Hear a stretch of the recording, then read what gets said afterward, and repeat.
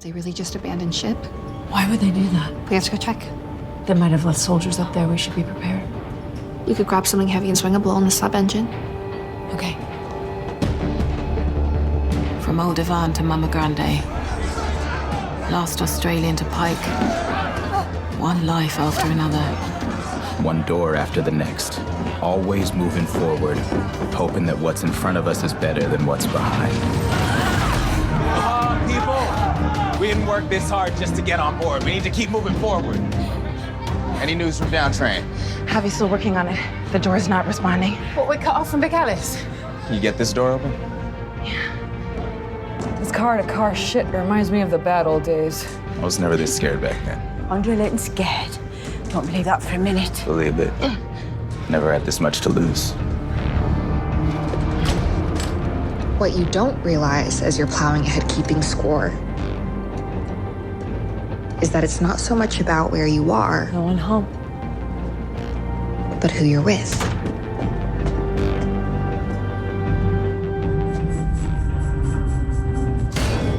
One train! One train! One train! One train!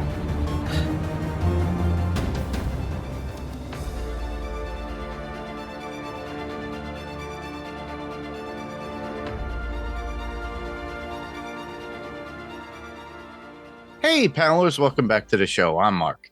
And I'm Becky. And this is Panels to Pixels podcast. This is a spoiler-full podcast about the Snowpiercer series finale, The Last Stop. And the synopsis for this episode, Becky, even though it's the last stop of the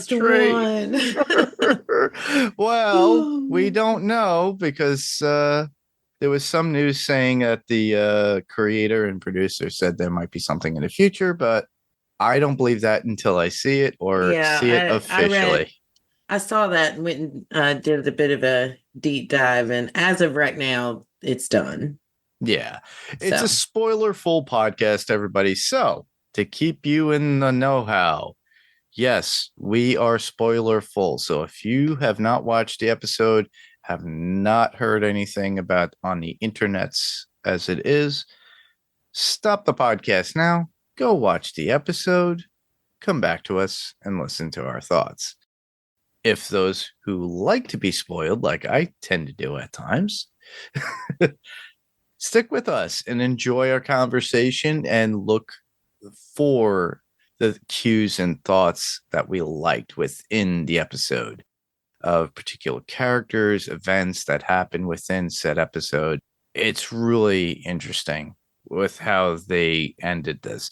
Now, mind you, the episode was like maybe total of 46 minutes, but they were able to start off where they left off and give us a final ending.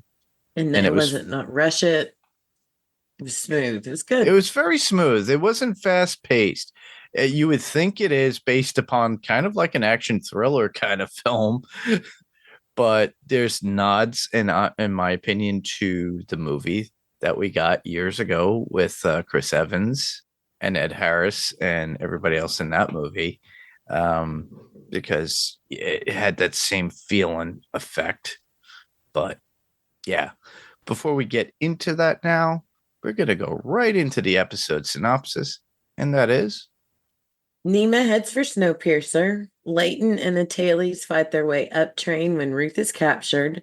Nema tries to cut a deal and runs to the rocket control room to initiate the launch sequence. Yeah. One train. We got it. Yeah, we got the one train. We got the one train. That's my first note. Yeah, the banging. It was so awesome. Yeah, it was so awesome because that comes from the movie. It comes from the comic. I will give you guys the information. I'll state it later of what the comic is and where you could find it. If you want me to put it in the show notes, I will do so. And if I do not leave them in, let me know in Facebook on the comments below. So that way it could lead you to it, because they do have it on Amazon and you can buy it, whether it be in French or English. So with that, we're going to move right into the moments of the show that we liked. So Do you have a first one? I'm sure you I have do. a ton. It's about the intro. I love that the main characters, every single one of them got a line Yep. to the intro. But I'm surprised they did not give the number of cars. I think that's the first time in the series that didn't happen. Yeah. It literally was just a fight for their life, and they weren't at that point counting how many cars. It was. It would have been interesting if they put in counting how many lives in New Eden and how many people were at risk at this point during this movement of what they have to do to save New Eden, save Snowpiercer, save Big Alice, and get away from Nema and his soldiers, and or vice versa, because it's kind of like a bitter struggle, because you could see Nema struggling with the soldiers and the soldiers struggling with him. Yeah. And it's like Nema has his own thoughts and views, and it's so weird. But to hear Melanie say something, Leighton say something, Alex say something, in the beginning, it starts off with Ruth, and you just feel the energy and vibe from the episode of all the seasons combined of where they're at now. And to, like we said, spoiler full, we come full circle at the very end at New Eden, and we get a celebration. Yeah. Yeah, it didn't end badly, everybody. It ended well. Yay! So, it was very satisfying. I'm not at all disappointed. And it puts a tear to your eye too, of like seeing them reminiscing. You could see their battle scars. You could see their hopes and dreams of what they've been wanting, and they get it at the end. And that to me is more important than anything. And it shows hope, and that one ending image that we do get. Yes. As pixelated as it is and CGI'd as it is. Oh, yeah. Honestly, I just don't care. I think that was on purpose, though. It probably was. I don't think they would have done that. Yeah. Almost like a callback to the book. Even the comic, I don't know. I liked it. I liked the way they panned out, and it was, I don't know. I just thought it was neat. Yeah. One of my favorite moments, just to go a little bit in sequence, is Melanie finding out from Alex that Wilfred is dead. Yeah. It was like, what? I have to eat crow. Yeah. And say I was wrong. Wilfred did not come back. Yeah. Well, the thing is that you just don't know with these shows. Yeah. you just don't know. But the fact is that, you see Alex at the time, and she states it flat out. She's dealing with her biological father trying to destroy the world, basically in her own words, saying that the same way. And Melanie just at that point having to deal with this whole nonsense of, Alex knowing who her father is of all people.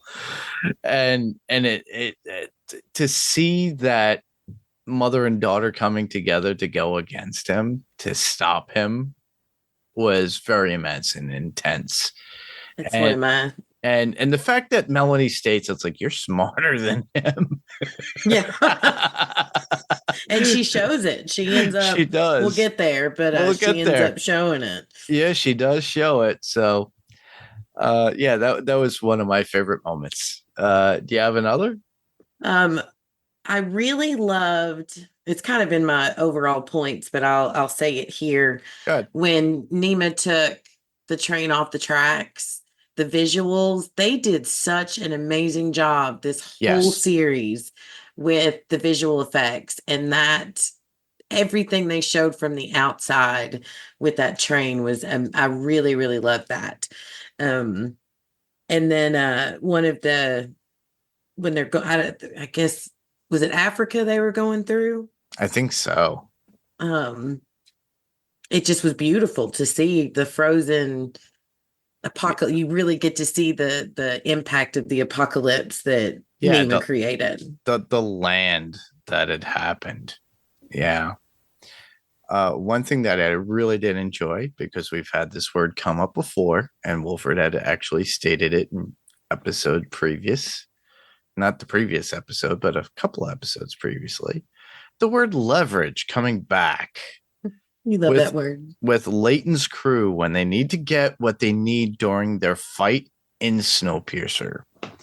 And then to see Leighton taking command and getting people back to where they need to be, not being the selfish bastard he was at one point because of his daughter, and getting everything back that he wanted and needed for himself.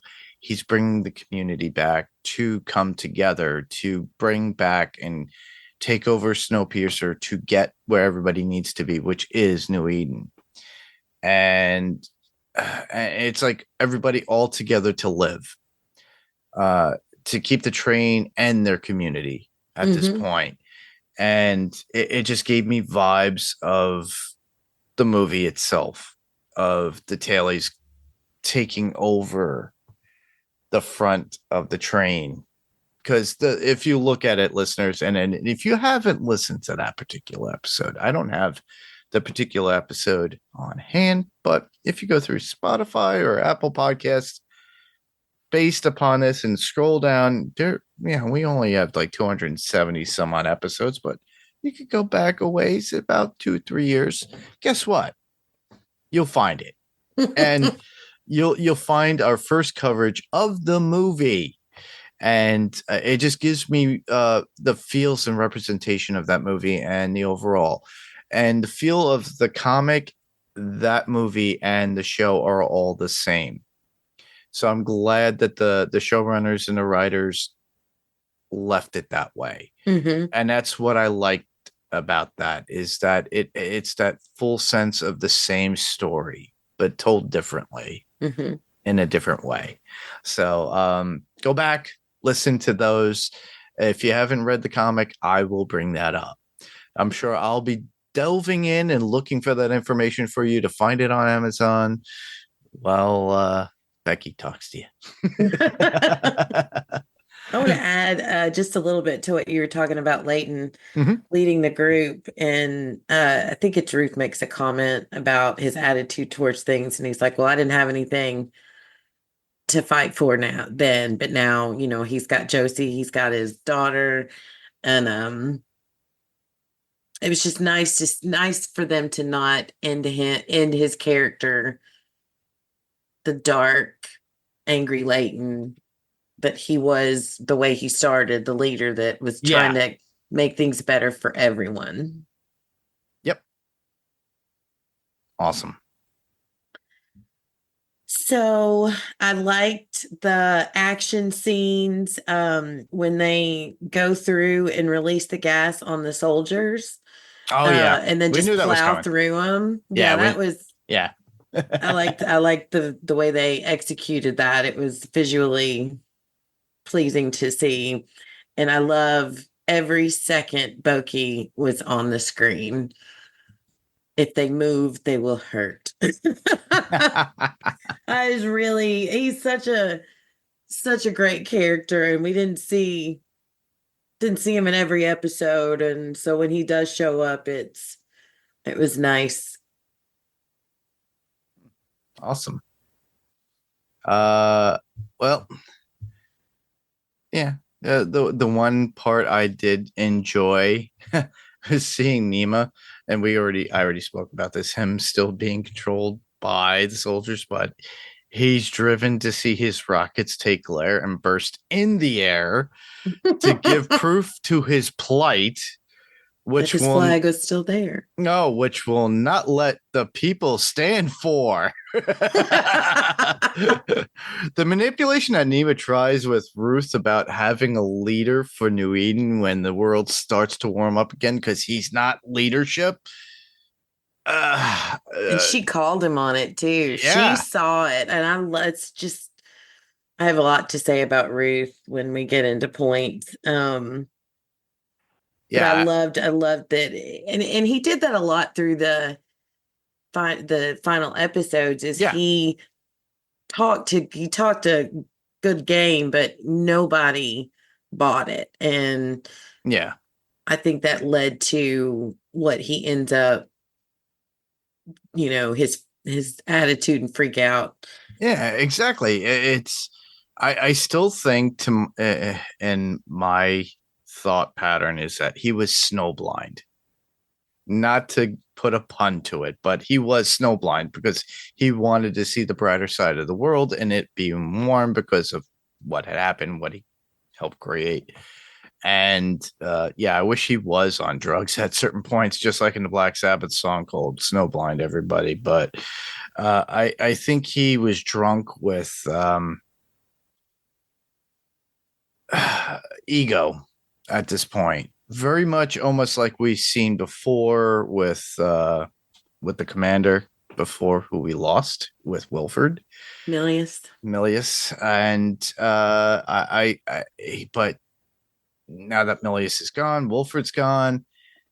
It's like he has a sense of an empowerment, but in this case, it's his empowerment of, well, I helped create this in this ice world. I want to fix it with these rockets, but, well, there's a 50-50 factor. Well, it became his obsession, and he could not, some people will die on their sword. They cannot let go. Even though he knew it wasn't going to work, he trusted Melanie's data. He knew that this was bad. Like he saying he wanted to hang on to Snowpiercer. Mm-hmm. He didn't want to hang on to Snowpiercer for research. He wanted to hang on to Snowpiercer because he knew that he was about to destroy a whole lot of people and he needed a place to live. And he was just, I don't think it was power. I think it was just obsession for him to feel like he had to right the wrong. And even though in his heart of hearts, he knew it was not the right choice, he still had to do it because it's like someone trying to tell you something, convince you of something, but they're really trying to convince themselves. That's Nema. Yeah. So he's got 3 people on his head. Don't judge. Yeah. I love how Melanie's plea to Alex and confessing how Wilford manipulated her and didn't want that for Alex. Yeah. And it was like literally her breaking down. But Alex being driven to get things done just like Melanie. So she's just like her mother. We all know this. We all knew this in the very beginning when we first met Alex. At that first moment when she came into play, and Melanie goes, "Uh-oh," the door opens up and there's Wilford. Not Wilford, but Melanie first. And then Wilford comes out eventually. And then Melanie confessing that she is going to be there instead of leaving like she always does. And with a handshake, the mother and daughter agree about what has to be done. They're for each other and by each other's side at this point and working together, which is what we always wanted. We finally get that. Yeah. And I thought that was a really creative moment. And it wasn't those, I'm going to hug you, I'm going to kiss and hold you. No. Yeah. It was a mutual respect because you had to realize that Alex had grown away from Melanie. Even though, Melanie was her mother and she knows this and she was a little kid. She didn't know her. She didn't really know her that well. But that is her mother and she knows and she respects it. So as adults, they come together and they do this. And I think that was written and acted very well in a sense of how it was portrayed. For the fact that I'm sure people would be like, but that's her mother. But but we didn't see that, well, before you saw this is what happened in the past. Yeah, that so that I really like that. So if for those of you that are binge watching from season 1 all the way to episode 4, you will get that in the context if you watch it thoroughly and get that opinion and thought. For those who are casually, it's like, oh, like me, where I missed out on a season. But the thing is, I got it because I saw that one season when Alex was introduced, and you realized there was something missing between Melanie and Alex at that time. So I got that. But sometimes there's always gaps in everybody's memories. Like, when did this happen? Oh, when did this happen? And sometimes I get that way too. Trust me. But yeah, that was done very, very well written, very well acted, and very well directed. A lot of the scenes were actually filmed very well. There's a couple of scenes, one of which that I really like because it's like the Snowpiercer coming around at the very end. Yeah. Does this thing steer? How do you steer this thing? Yeah, it stood out. So that might be the podcast artwork when you get this. So everybody, so if you look at it, it looks like a blue snail going around. Yeah, that might be it. But I thought it was great that they both wanted to work, but both are stubborn and smart together. Hence why we have Alex anyway. To begin with, Melanie and Nima's child is just as, or if not more intelligent than her father and can make things work, which we find out. Those were my notes, directly verbatim, everybody. This is as I was watching on my second try, going, tapping That's away. what I did. Tapping away. My favorite scene, just for the sight of it, was seeing Snowpiercer's roof open. Oh, and then that was so badass. Well, and during then, the rocket launch. Yeah. And then quote unquote rocket launch. And then watching Nima stand freeze. there, and it's like part fear, part astonishment at what he's done and what he's seeing.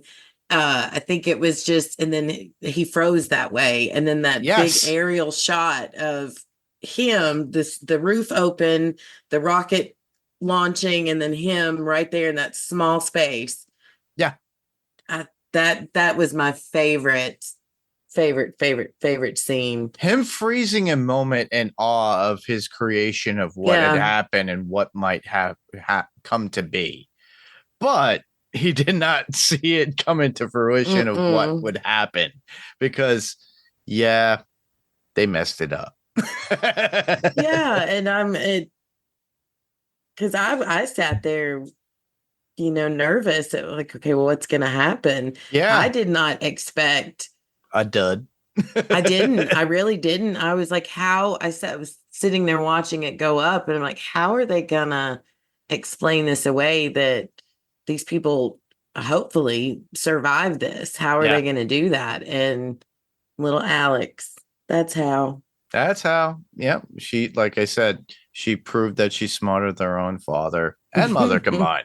Yeah. And did it, because to see them working together trying to unscrew the rocket and get all the crap out of it, it's like something out of the Manhattan Project. It's like, do we really have to take these out one at a time? Not the the Manhattan Project was a movie back in the 80s, everybody. So if you're really interested in that, we could cover that as well too on the Adrenaline Cinema podcast. That was very original for its time, everybody. That's about nuclear weapons in the suburbs. Anyhow, I really enjoyed the fact that we get Ruth.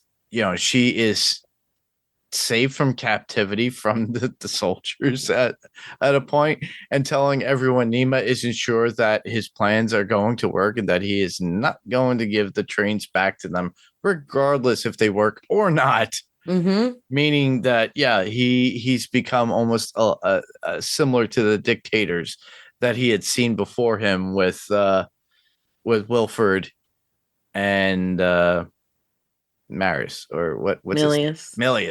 Marius. Why am I thinking Marius? Oh yeah, because Interview with a Vampire. Anyhow. Oh, that book is so good, by the way. I loved three Melanie moments. When she sees the bee carved into Big Alice's engine, that was both her and Leighton. Huh? Both her and Leighton see it at the same time. Oh yeah, that's right. And they have that look of like, it was hope, but it was somebody who had hope. And and then it was a reminder. It was a reminder, and to remember those who had fallen, to give to their cause. Yep. and one was her lover, and Leighton had a lot of respect for Ben at that point because we were all upset when Ben died at that time. That was a hard watch on that episode. And I loved how Till said, yeah, we had a ceremony.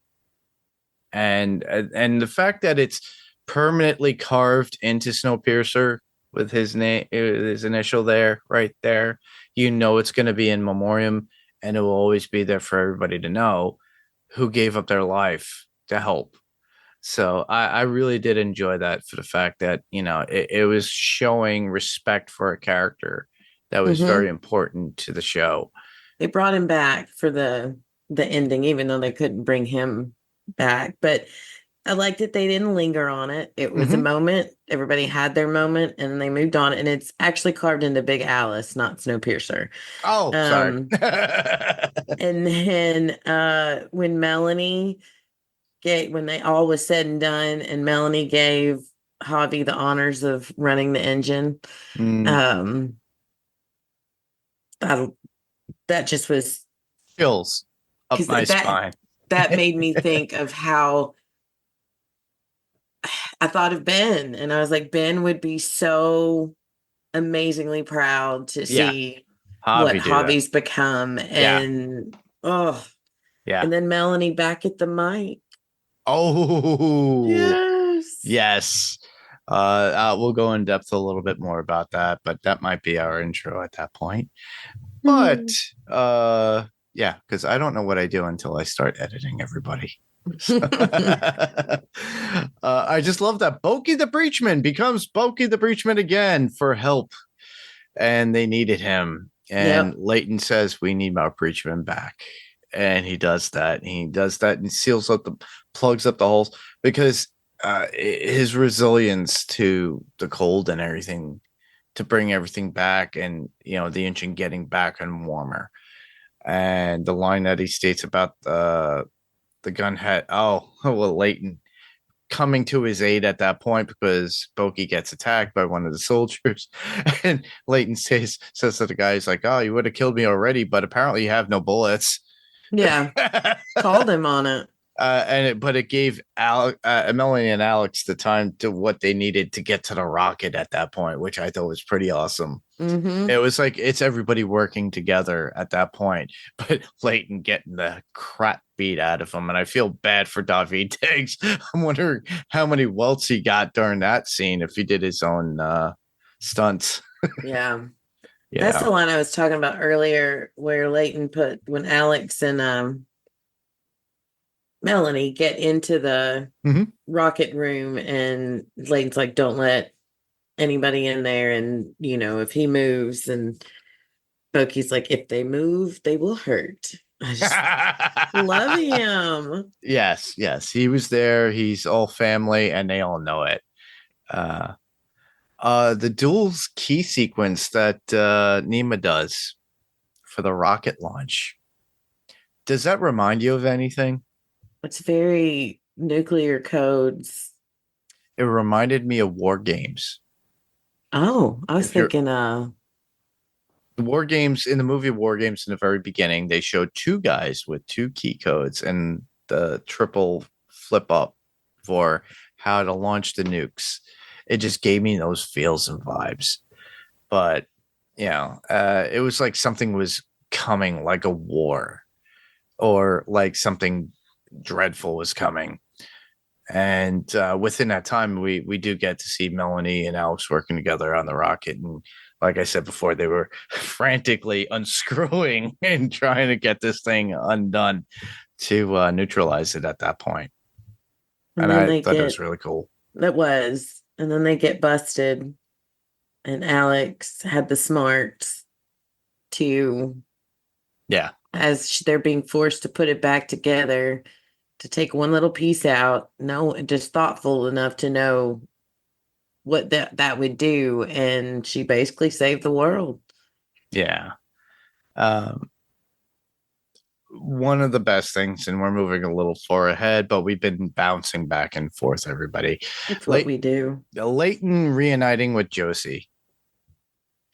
That was not cool. I was worried at first. She was I so was too. consumed by Yeah. her wanting that revenge on Hedwood that she wouldn't go with him to help him. She was like, I'm gonna go, I'll be better, going this way. And then, he's trying to ground her, and she's just, no, I can't, I gotta go. She was so consumed. So I was concerned that that was not going to work out well. It ended up Working being a out. happy ending, but It did, yeah. You got Leighton and her back at the very end. He actually yeah. talks to Ruth and saying, "I'm going to spend it with my family." He's got his daughter back. He's got Josie back. So, there's a lot of scarring at the very end when you see the celebrations. You see everybody's scars through these years. And that's not with just Miss Audrey, but you see it with Josie, you see it with everybody else that, even Till and even sometimes with Leighton, but it's not with the physical scars alone. It's all the mental scars that they got to deal with too. And that's a good point about Josie. She wanted revenge so badly, but when she gets to Hedwood, and of course we don't see what happens, but when Leighton enters, I was like, oh God, what are we gonna see? And Hedwood's just sitting there crying, and I think it put a little bit of brought out, I don't want to say put, she's always had it, but brought out a little bit of Josie's humanity, and that realizing that they were all not under a spell, but they all had a part to play, and they were under the thumb of a horrible human being, and everyone did what they had to do to survive. And I think Josie at that point realized, I don't need to kill her to feel better. A, she's suffering enough on her own. Yes. And B, that's not what this is about anymore. No, it's not. It's all about surviving and moving on and enjoying life in your family. And I think that's what they kind of culminated at the very end when we get the ending. But like you said before, hearing Melanie with the announcement on Snowpiercer returning to track and being prepared to brace. Yes. and as she talks to the people of New Eden, saying that their next destination is New Eden. Then we get that cool, awesome celebration in New Eden. And Ruth and Leighton stating that they're still heads of the board of the community. So, co-chair, co-chairs, co-manager. Do you watch The Office? Yeah, I do. Co-managers. Yeah. That's what I thought of. I chuckled at that. It was cute. Yeah, I've got points for each of the main characters. Go ahead. Towards the end of it. So I'll read them and then you tell me what you think. We already talked about Nima, and he couldn't see past he was so obsessed and he couldn't work through that. Hedwood trying to justify her actions about Josie to Josie. And it's a you see it every day of people just justify whatever they've done to try to save themselves. But in the end, she was just like everybody else. She was just suffering loss. Oh, look at the shoes she was holding on to. Yeah. For all those seasons that she held on to those shoes. Yeah. Josie, we talked about, she had to seek her revenge. It was another telling of strength and forgiveness and understanding. Yeah. When she chose not to harm Hedwood. Leighton finally finding the family and the peace that he's always wanted. Watching Daveed Diggs as Leighton smile through the remainder of during the party was that was very rewarding after all that we'd seen him go through. Oh, everything was always Sourpuss City, or I'm angry or upset about certain things and determined. Yeah. And to see a smile on his face, and it was very relieving for the character. Yeah. But you know, with like I said, with Josie and the doctor, the doctor just needed to know how to. I hate saying this, everybody, and it's a bad pun. Let it go. She's keeping those shoes. I bet she still has them wherever she is. Now, if you get that reference, everybody, because you know, Frozen. Oh, Let it go. I see what you did there. I always thought you were talking about because she wouldn't let go of the shoes. Now let it go. Let it go.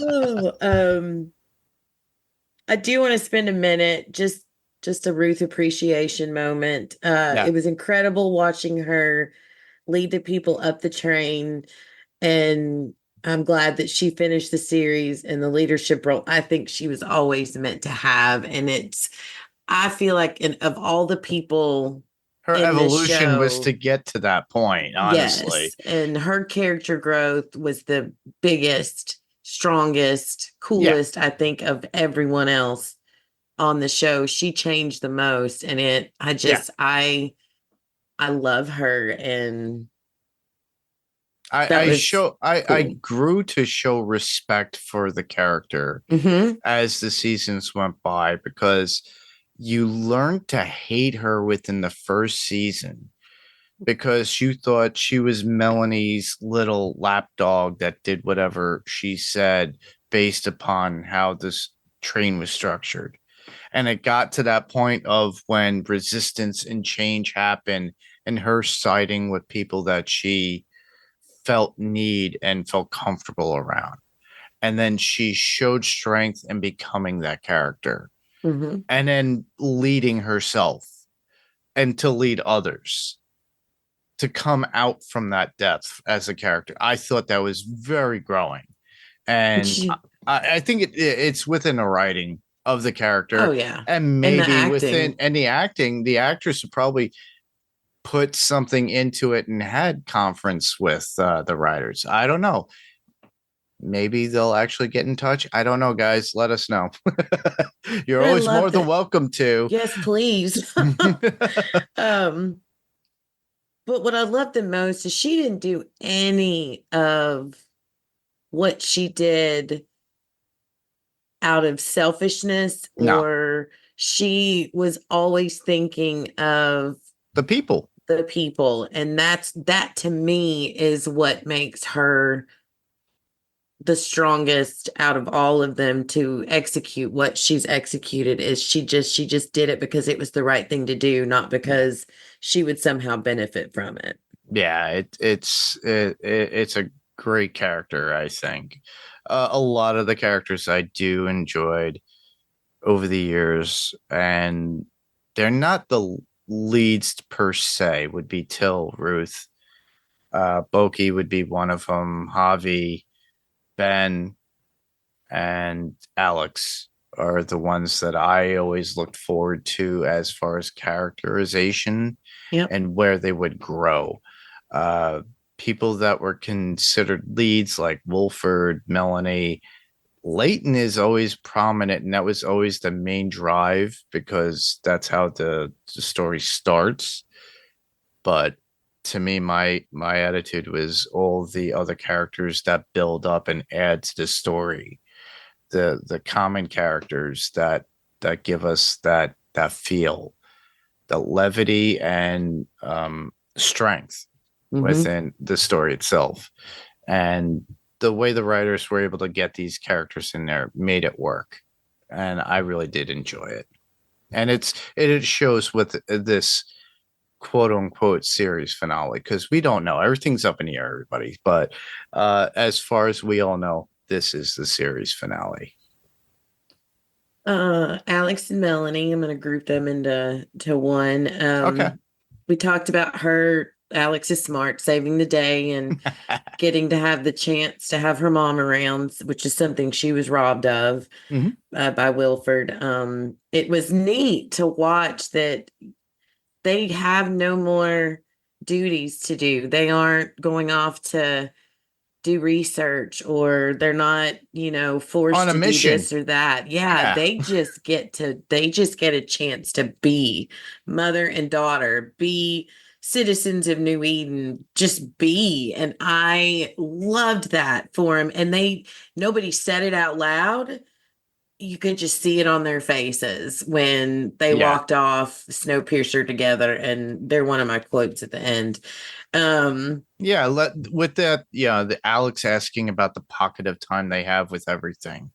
Yep. Within Tomorrow's that never a conversation. promise. Exactly. And Melody stating that the data was inconclusive. And Alex saying carpe diem to the world about their situation. I loved it. Just seize the day. And that's kind of loosely quoting everybody. I only have a couple of other quotes overall for the episode, but I kind of picked up and threw that stuff in there to twinkle it in.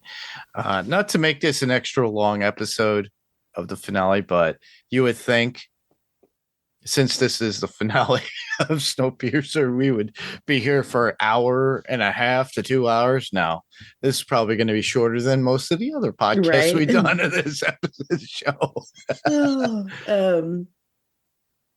Javi. Mm-hmm.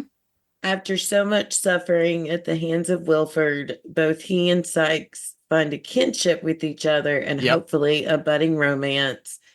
That was very sweet to watch. Javi had a lot of growth too.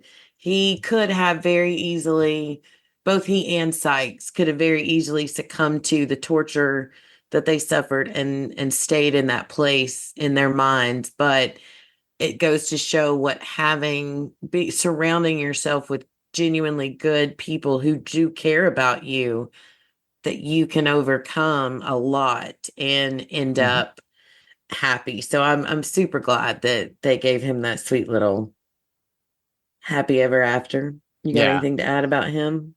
Not really. I think you summed it up very well. And my last point, last character is Audrey and Till. I love seeing them all snuggled up together. Yes. Afterwards, Till's, I mean, they've all suffered. Wilford was a dick, but but when Audrey got up to sing, I'm not gonna lie, I got choked up. I had a tear. I got a tear come to my eye. I was so happy for her. Oh, it was so beautiful. You would never thought she would get up to sing again. Mm-hmm. And you could see, and then she had that twinkle in her eye and looking at Till. And Till, the pride on Till's face, like, yes. Yeah. And her asking, hey, would you tickle the ivories for me as we... Yeah. And to see Miss Audrey up there and sing was amazing. It's a great song. Honestly, if they were smart, they would put this out as a vinyl with all the music that they have from Snowpiercer. So the producers and creators of Snowpiercer, the TV series, please put something out there vinyl-wise with the actress whoever sang the songs for Miss Audrey and the songs or anything of the soundtrack within for all 4 seasons. You could sum it up, honestly, and it'd be great. I think we'd all appreciate it. I'm sure there's a Spotify playlist out there. Everybody have to dig for that. We got to dig for that. Yeah. But to see that, and to me, it was like, I love the look of shock a little bit and pride on Till's face. Yeah. And the fact that the song was Everything Must Change. And they're flashing over each one of the main characters, little bits of dialogue mixed in, but you're just getting a glimpse of how everything has changed. And I'm going to skip on to the end. And then as she's singing and it, zooms out past New Eden, past the trains, and it just lands on one little batch of flowers growing. Yep. Just blue flowers that are blooming out of the snow. And it's hope of literally of life and a new sense of life for everybody that was on Snowpiercer in New Eden and making a life for themselves and waiting for that change of environment on its own. So whether or not they do come with a conclusion with this show, or it could be 20 years later, and where are they now with this community? Yeah. Maybe we see Liana as a young adult. And Grandma Alex. yeah, exactly. An old man, Grandpa Layton. Who knows? We'll find out in the future. But for the most part, I think they did give us a really good ending to the show. And I'm glad that they were able to come back for this season because it was dropped for so long. And then, bam, we got it. And it came back on AMC Plus because it was on TNT originally. And it took about a year and change for it to come back. But the all the actors were on board because they loved the story. They loved their characters. And they came back because AMC was able to put this out. So a big thanks to AMC, a big thanks to Daveed Diggs, a big thanks to Jennifer Connelly and everybody else in the cast and crew of Snowpiercer TV show. Your work and effort was not What's for, the word? Yeah. Not for naught. We appreciate it, and it was amazing, and we enjoyed it. And my last note is it's not exactly the ending that we kind of hope to see further into the future, but we did get our happy ending. Yeah. And a glimpse of hope that the world will one day turn back to normal. And that's what more can you ask for? It's closure, and it was beautiful, and it was 2 thumbs up. Awesome. I would say it's a bunch of thumbs up for me. I only have 2, so I'll throw my 2 thumbs and my 2 big toes. There you go. I'm just gonna hold my hands and feet in the air. Yay! Praise it. Yeah. Anyhow, with that, for notes, I'm just going to give you I know I mentioned it to you guys. Amazon, if you go to Amazon.com, you search Snowpiercer, the graphic novel or comic, you will see there are 3 volumes that you can get. They're fairly decently priced. They are in English. So those of you in America, you can easily find it on Amazon.com. They're reasonably priced, like I stated. Let me see. The first one is called volume 1 is Extinction, and that goes for about $19, $19.99. You can get it in paperback because that's a hardcover one for $20. Paperback is like $14.28. They have them readily in stock. Volume 2 is entitled Explorers, so that goes deeper into the lore of Snowpiercer. That's $18.37 right now, and then $14.98 in paperback. I'm a hardcover kind of guy when it comes to that stuff, so I have a lot of my Walking Dead volumes in hardcover, everybody. So I like to do that, as well as Batman, and there was the Dark Knight Master Race that came out a while ago. I have them all on hardcover. Very hard to come by the way. And then there's volume 3. And volume 3, entitled, of all things, this is not Walking Dead related, Terminus. Yeah. So you could get that for $23.36 in hardcover. It doesn't show anything. Oh, yeah, paperback is $20.31. But they do have a box set graphic novel that is available in certain places, but it's hard to track. It's got a whole 5-star review, and it's $81. So yeah, that's what I was just looking at. Yeah, so if you get all of them, you could do that. I believe I have the Snowpiercer Volume 1, which was from the French adaptation and not enhanced. They have also prequel Volume 2 Apocalypse, by the way, and that's for $17.26. I have the Snowpiercer Volume 1, The Escape, which is a movie tie-in. So that's tie-in to the actual movie itself, which is what the movie was based off of. Just to go back and watch. Yeah. The movie, I thought, was done very well for its time, very underrated. It was very dystopian, and a lot of people thought it was like, oh, that was a downer. But Well, it's the apocalypse. well, I was on Patty Tolman's Zoom call once for Babylon B5 events, and I got to talk to Ed Harris in between. And Ed, I asked him, I said, "Did you enjoy that?" He goes, "Oh yeah, it was a very different story, and I loved it because of how diverse the characters were." Because you have people from the end. He goes, Chris's character, my character at the very beginning as Wilford, and how everybody was treated in between, but the struggle in between, which I didn't really get to see. He goes, I was only in the specific scenes that I was because I was stuck in the front. And I was like, yeah, I know. I said, you had it easy. He goes, yeah, but those were hot days. But because it was very hot in there, it was all metal and everything, and you got all the lights on there, so he was cooking a bit. But he enjoyed it, and he loved the idea of the character.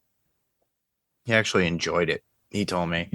But yeah, like I said to you guys, we did cover Snowpiercer, the movie that had Chris Evans and Ed Harris in it, and I highly recommend it. It's very different in comparison to the show. It's more reminiscent to, like I said, Snowpiercer, The Escape, which is the trade paperback, which is the original French novella.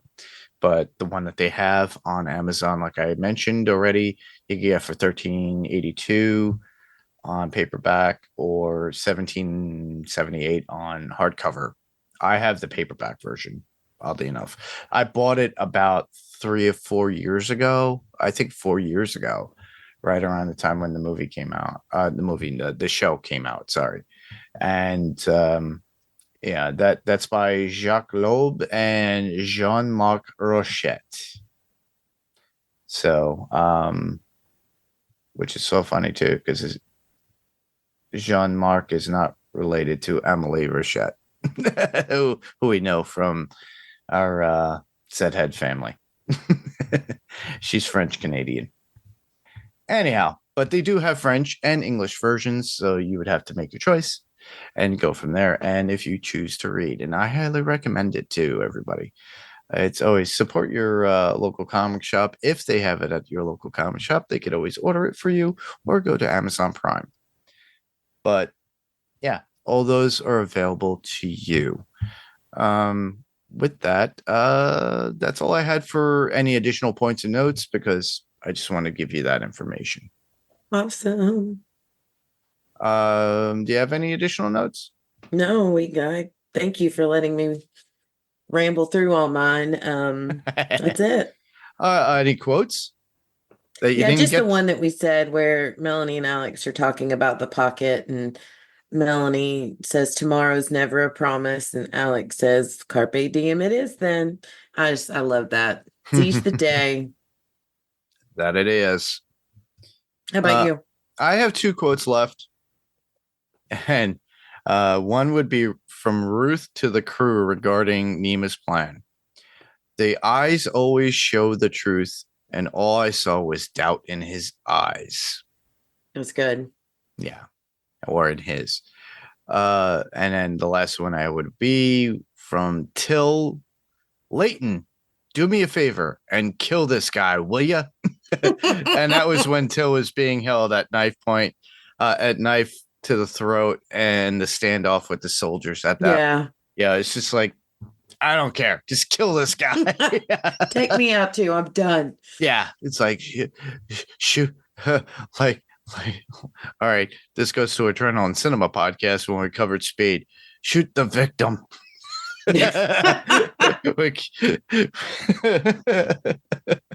When Jeff, I forget the name of the actor, but he goes to Keanu Reeves, goes, shoot the hostage. It works sometimes. And he was like, you shot me, you dick. But in this case, I'm sure Till would have been like, that's good. Yeah, she'd have been fine with it. Yeah. Other than that, all we have left is some feedback.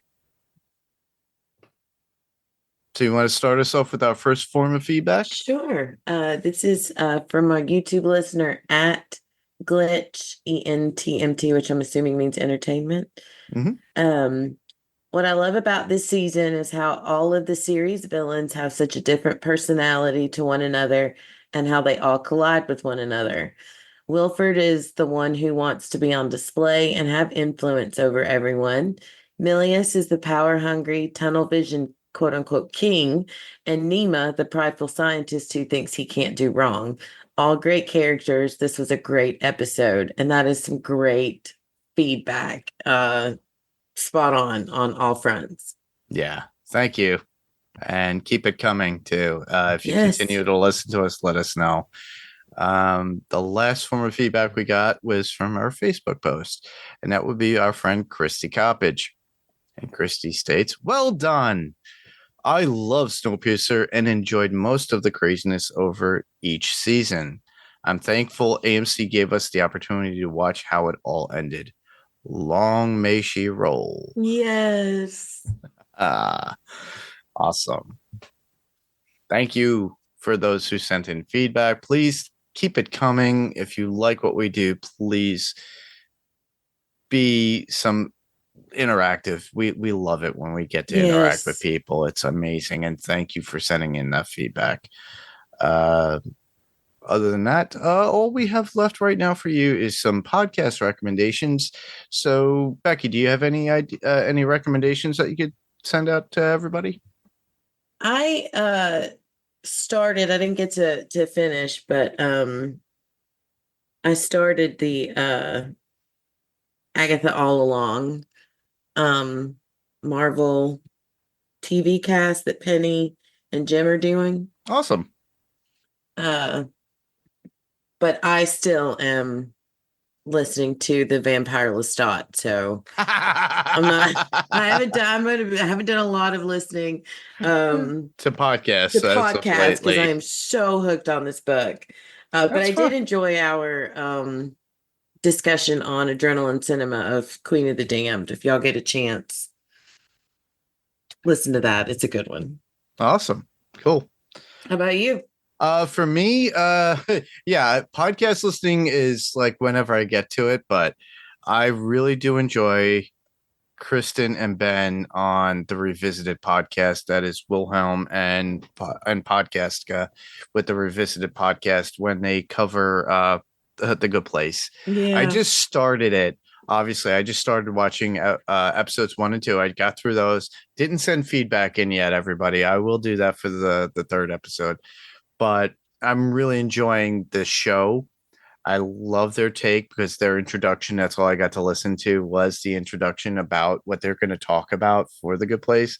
And it made me, and I couldn't understand, holy shirt balls. What the fork? What the fork? I'm like, okay. Oh, I see what they're talking about. I've been saying that instead of what I normally say. Yeah. Yeah. But I thought back. I thought it was really good.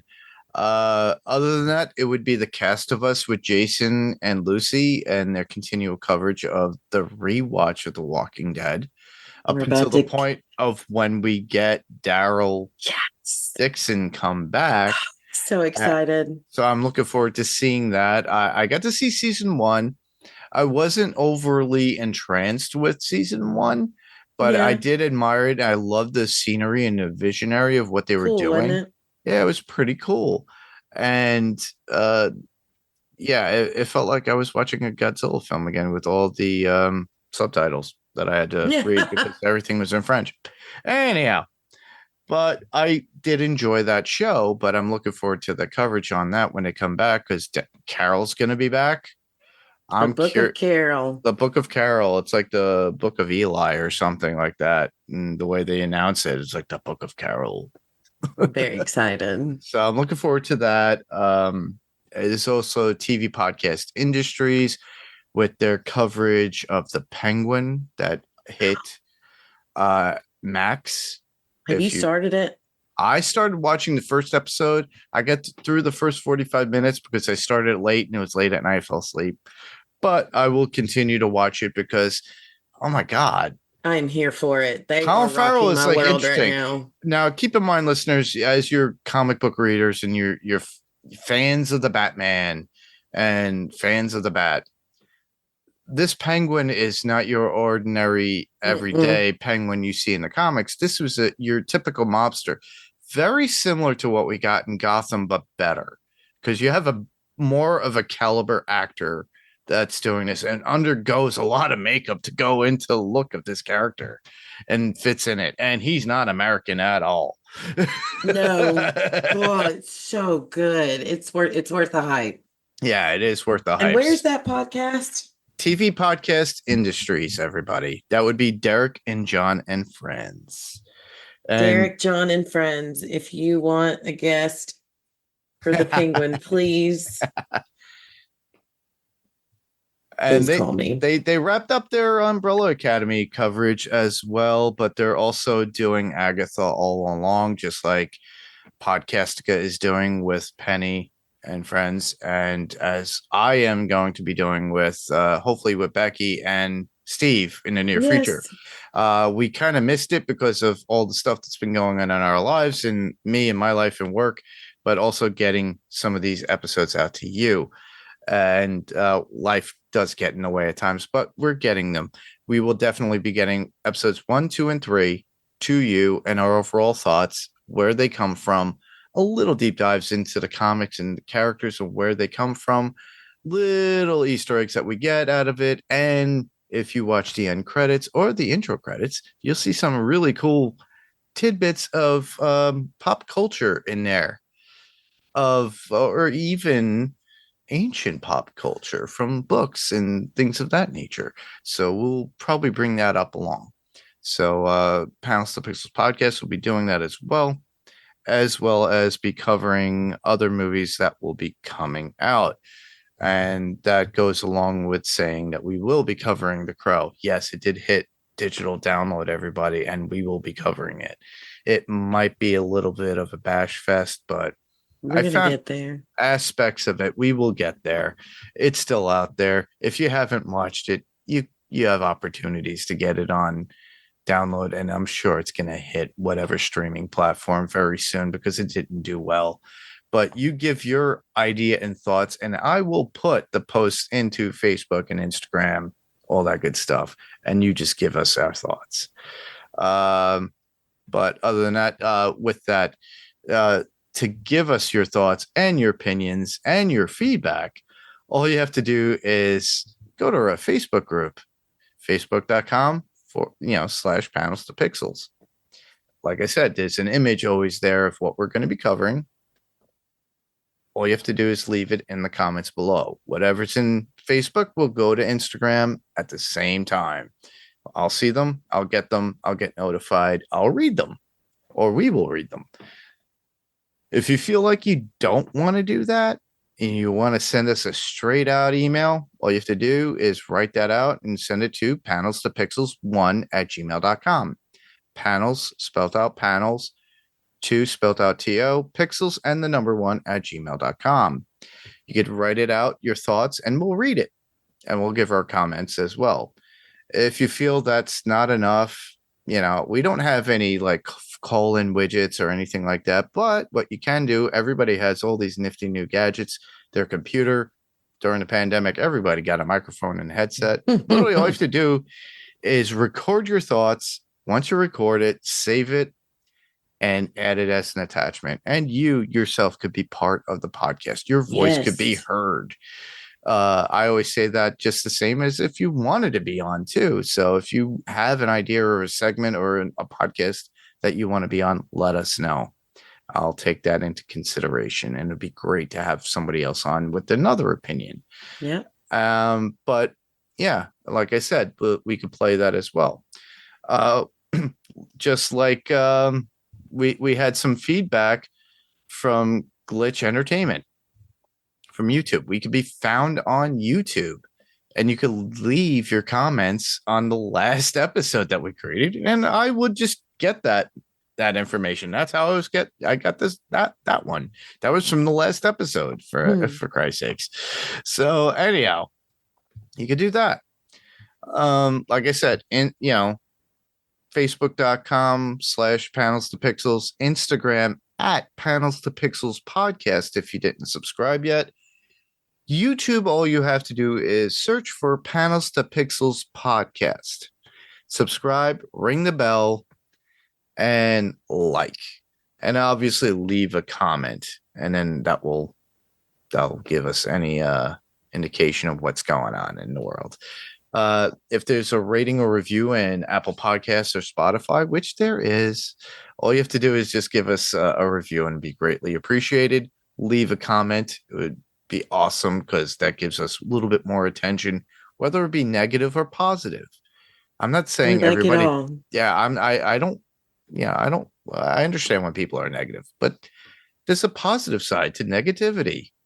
I could change something or we could change something. Who knows? But let us know what you like or what you don't like.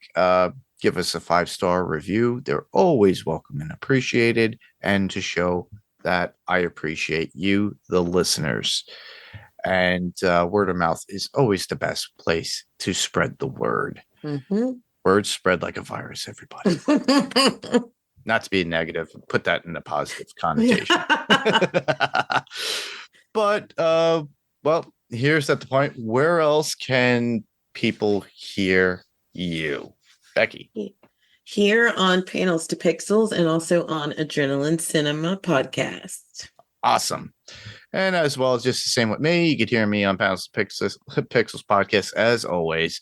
You could hear me on my other podcast, Adrenaline Cinema Podcast, on the Pyrocore Entertainment Network, where there we cover action, adventure movies, suspense, thriller movies, well, basically anything that gets your adrenaline going. Eventually, Filmtropolis, which will be launching soon. Rob is trying to put the finishing touches, but I'm hoping to bring Rob back. Guess what? He might be back for The Crow so he could bash it. I don't know. But he's got his own opinions. But a lot of people are going to be bashing that movie. But Lara will be back with us. Rob and I are definitely going to be on. Becky is more than welcome to be invited to come on as well. But that's what it looks like to be. So in the end, Becky, how does it end? Well, that wraps up our coverage of Snowpiercer. 1001 cars long. It has been a great ride. I just want to thank everyone for listening. I'm Mark. And I'm Becky. Same podcast, different panel, different pixel. This is Panels to Pixels podcast. And we'll see you on the next panel. Good night, everybody. Good night.